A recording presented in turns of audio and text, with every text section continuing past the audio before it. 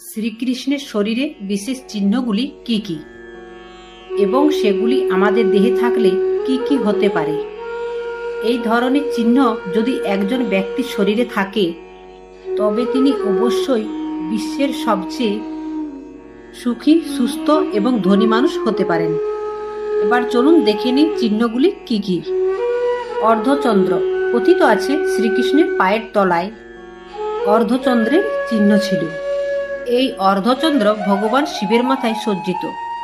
কথিত আছে যাদের শরীরে এই অর্ধচন্দ্র থাকে তারা ক্যারিয়ারের দিকে চূড়ান্ত সাফল্যে পৌঁছায়।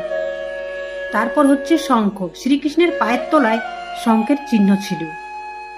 ভগবান বিষ্ণু এক হাতে একটি শঙ্খ ধারণ করেন, যার শব্দ অন্তরের আত্মা ও চেতনাকে জাগ্রত করে। শরীরের একটি শঙ্খের মতো চিহ্নকে জীবনে সাফল্য এবং সুখ, শান্তির প্রতীক হিসেবে বিবেচনা করা হয়।